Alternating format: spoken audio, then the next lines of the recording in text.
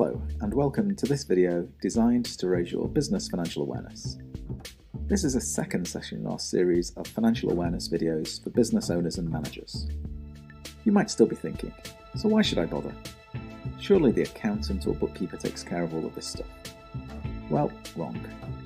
Your accountant or bookkeeper will keep accurate records of the finances of your business and ensure they are recorded with Companies House or HMRC, etc.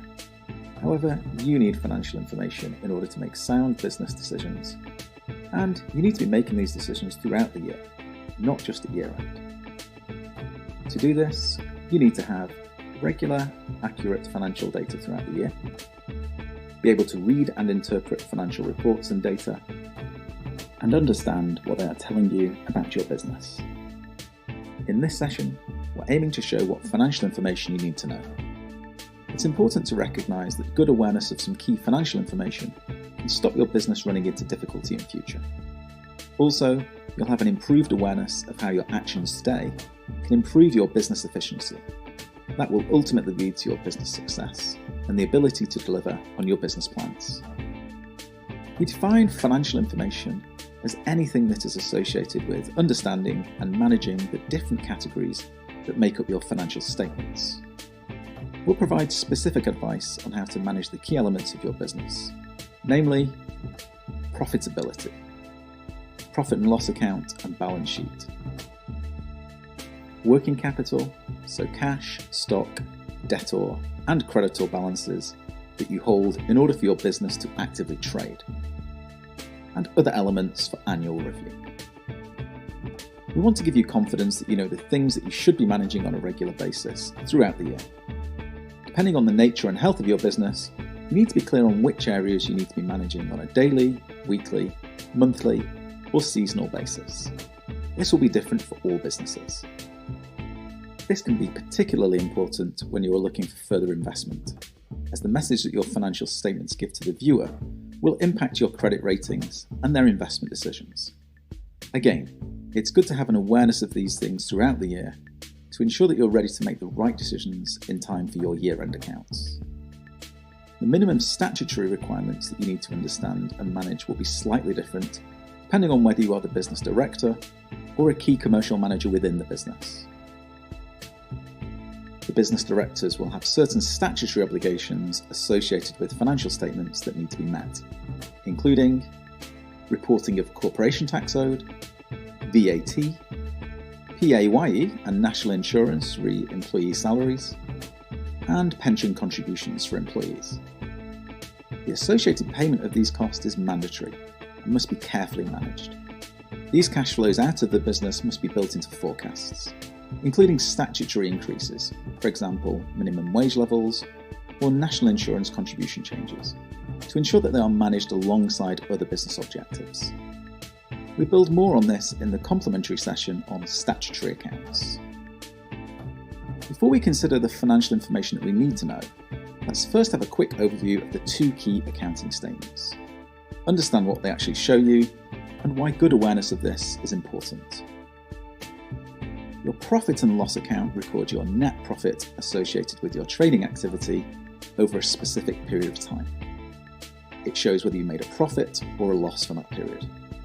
This is simply down to whether your income from sales activity was higher than your costs incurred, therefore a profit, or lower than your costs incurred, therefore a loss. Profit and loss account will often be considered when you review trading performance on either a weekly or monthly basis, and your statutory accounts will show the net trading profit or loss for your statutory annual reporting period.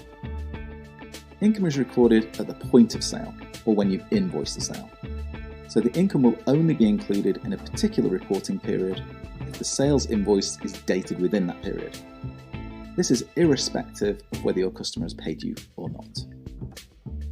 Some of the costs incurred in that period will be directly associated with the sales activity. For example, raw materials purchased and used, or production line wage costs. Other cost elements will be overheads incurred, irrespective of the level of trading activity. For example, costs like electricity, business rates, administration staff costs, etc. Also, any dividends that you take out of the business will impact on the retained profit left in the business. Your accounting system or accountant will manage when costs incurred are recognised in your profit and loss account.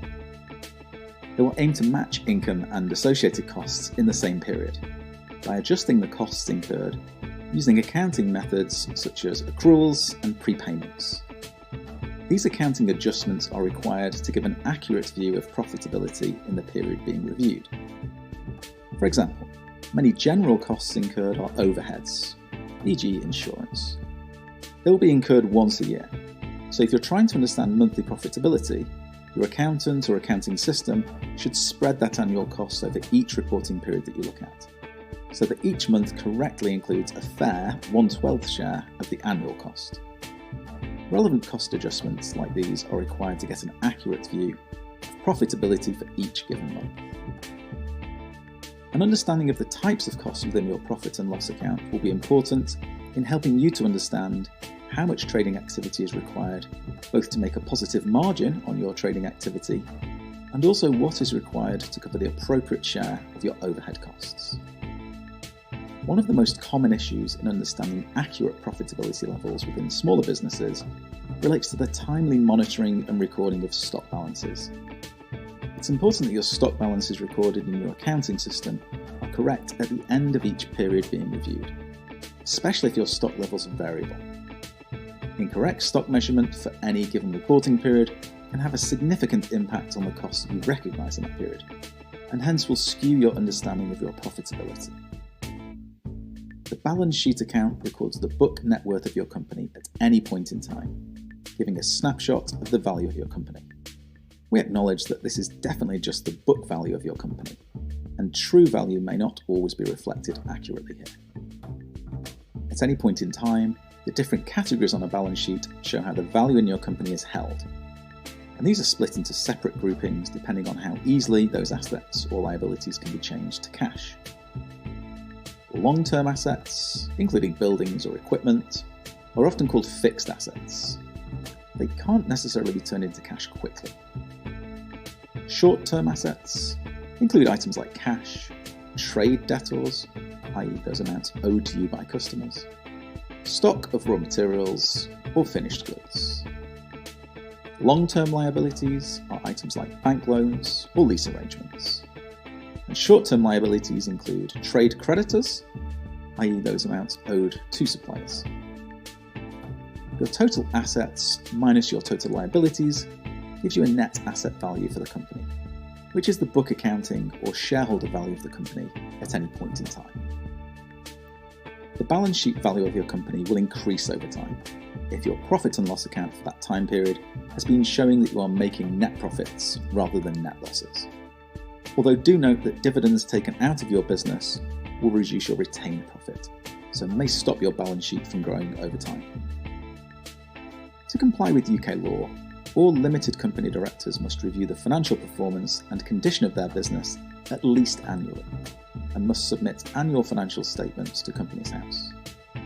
Sole traders or partnerships submit documents to HMRC for tax purposes.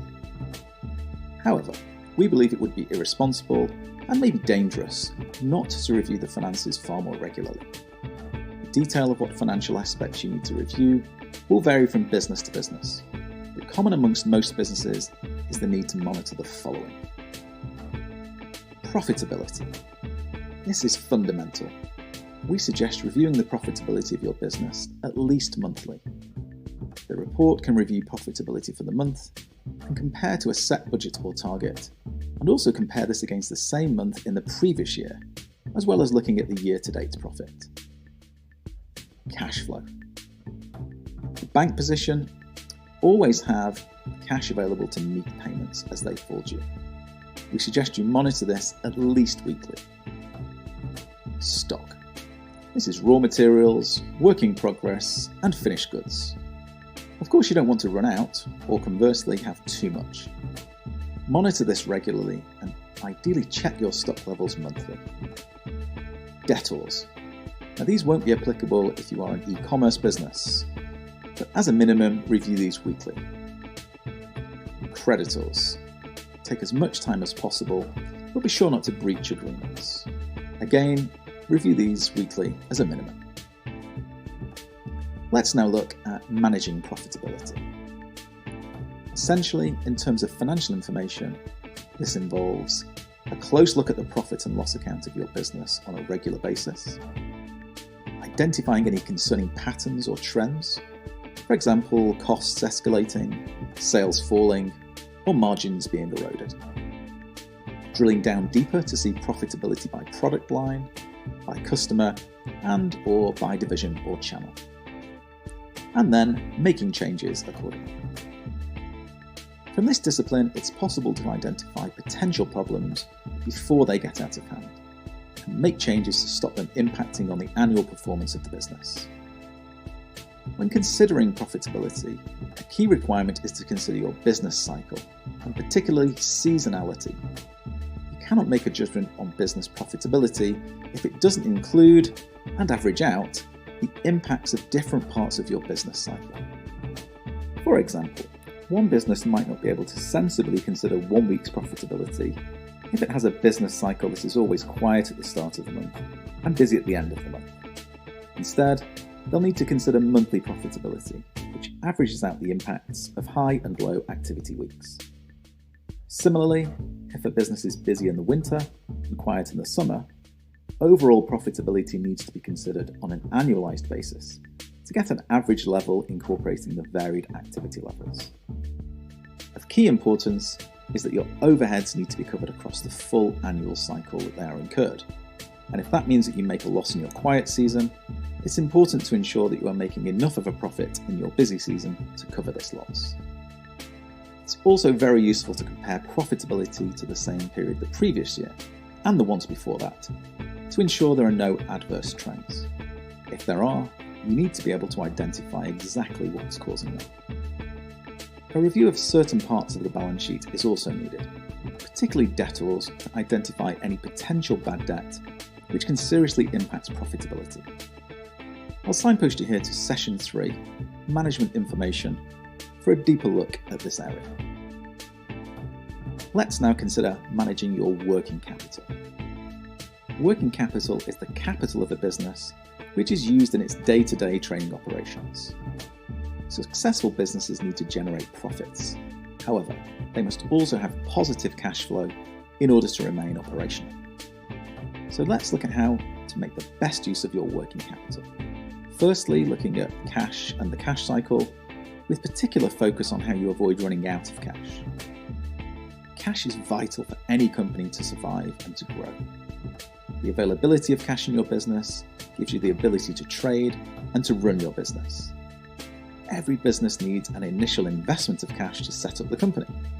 For example, buying equipment required, but then you also need to be able to fund working capital to trade. This just describes the basic upfront funding that is required to cover making your products before you actually get paid for the sales that you make. In many industries, you might invoice a customer when you sell your product, and possibly they have 30 days terms before they need to pay you.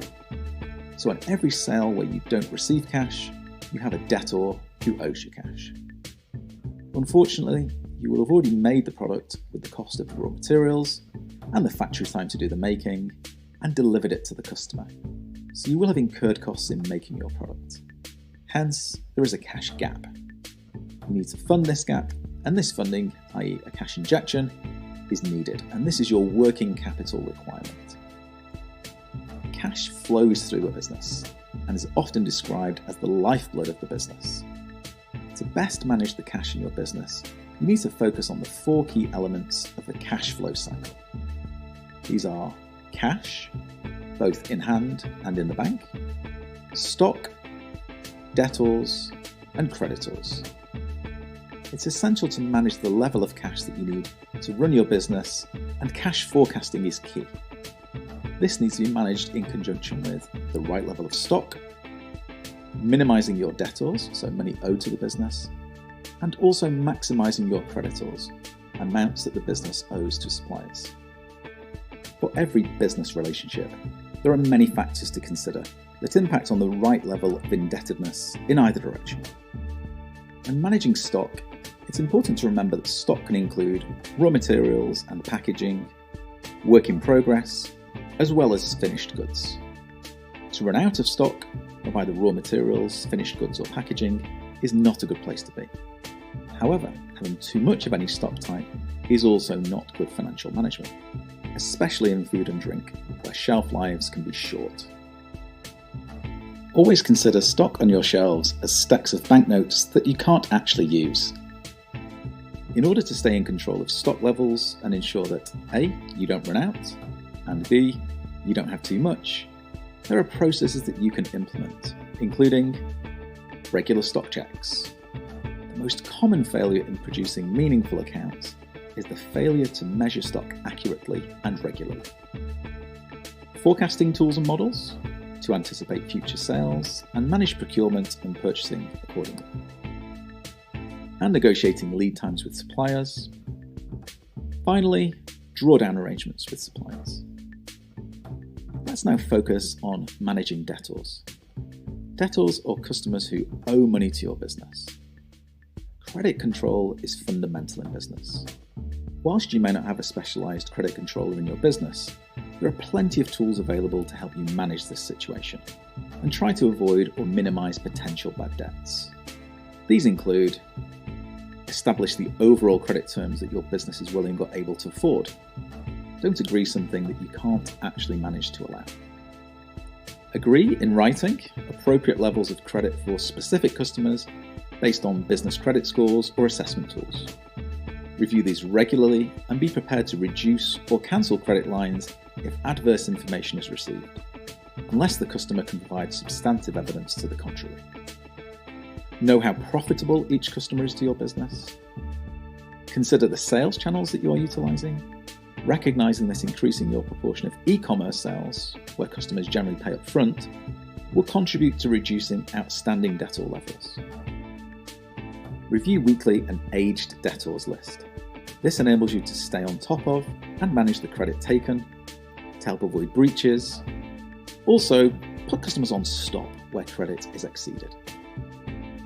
Provide prompt reminders if any debt becomes overdue via email, phone or text. Appoint specialist debt collectors or solicitors promptly if you don't receive any positive evidence of imminent payment. Finally, consider credit insurance protection. We'll now explore managing creditors. Creditors refers to monies owed by your business to suppliers and other short-term debts. Credit provided to your business by suppliers is potentially the cheapest form of credit available. However, this is not to be abused, or there can be serious consequences.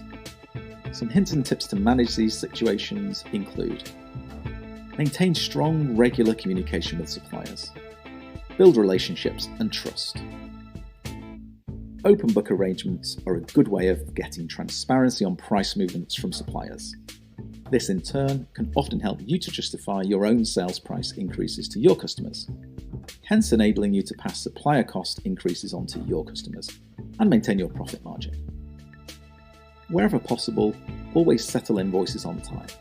If not, communicate with the supplier and request a formal extension, or at least make part payment. Don't bury your head.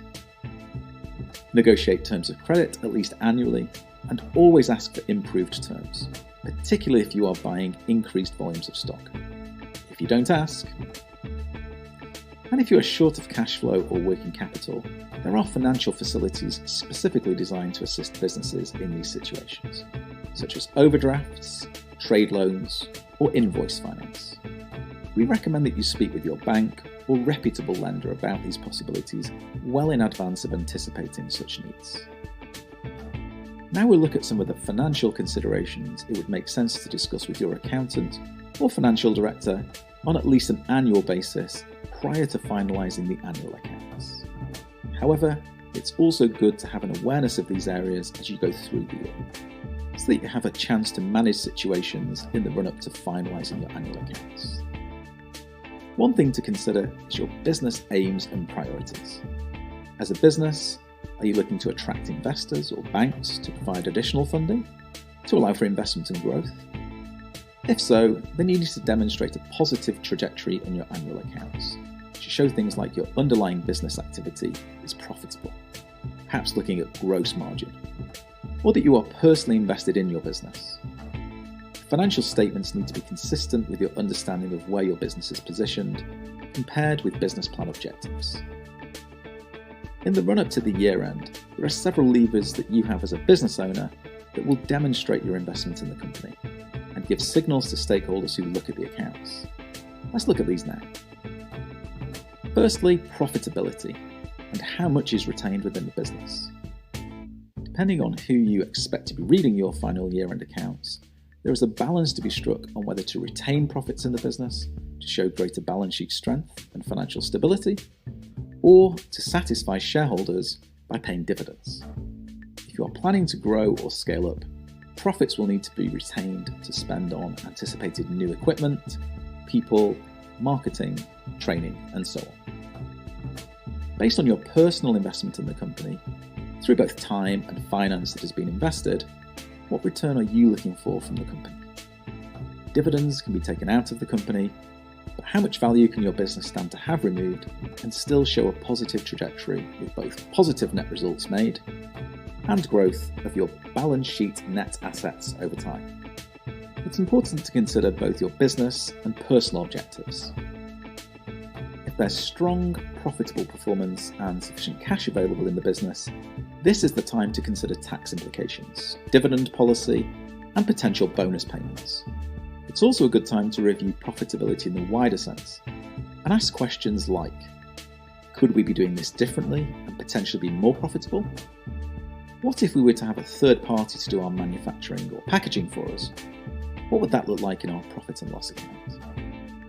And consider running some worked examples to project what the financial implications would look like. Secondly, stock levels. Too much stock at the year end gives a negative signal in your financial statements. Stakeholders looking at your accounts will consider your level of stock relative to the amount that you sell. The right level of stock will vary for different businesses, but they will look at your stock carrying value in your balance sheet and make a judgment on whether your stock value representing 3 months' worth of your sales turnover activity is appropriate or not. One reason for carrying too much stock may be that you cannot sell your goods. Is there a risk of shelf life issues and needing to write off stock? This again would have a negative impact on your profit position. At the year end, bad debt provisions need to be considered for customers that you think may not pay their debts. Awareness of your potential non-payers needs to be managed in the run-up to the year end, with extra effort on resolving issues or queries to minimise the impact. Putting a bad debt provision in your accounts reverses the positive impact of the sale and recognises the loss of that income in your profit and loss account. Directors' loans show that you invested in your business, which is a positive. However, being in the format of debt automatically leads to the question of when must it be paid back and the money be taken out of the business. Also, as a liability for the business, this debt makes the balance sheet look weaker.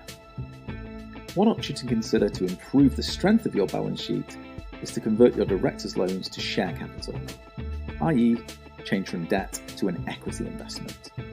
This reclassifies the amount that the business owes to you personally as the book value of your shareholding, and this has the impact of increasing the business's book value.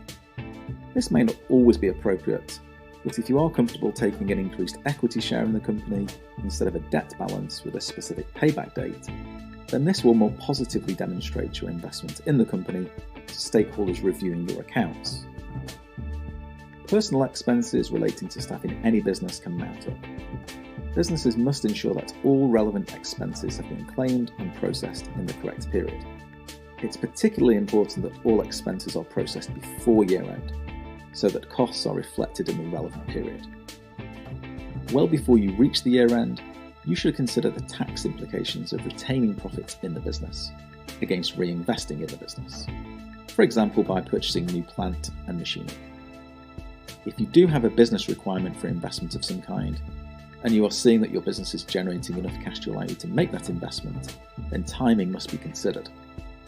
To spend that money on capital investment in the current financial period will attract first-year tax allowances that will be received 12 months earlier than if the investment is made in the following financial period. Investment in fixed assets demonstrates commitment to the associated business plan facilitated by that investment. There are several ways that investment in the business can be made. Where the business is not generating enough cash itself to cover the investment required, then third-party investment or borrowing, i.e. debt, will need to be sought. Depending on the type of investment being sought, you'll need to be aware of the attributes that different potential investors or lenders will be looking for. And then you should ensure that your financial statement tells the story that the relevant investor wants to hear. Well, that's almost the end of this session. Let's pause for a recap of the main areas of business finance you need an awareness of. We looked at statutory obligations, including directors' responsibilities, such as those to HMRC, Companies House, and so on. We explored key financial statements, including the profit and loss account and the balance sheet, and importantly, understanding what they are telling you.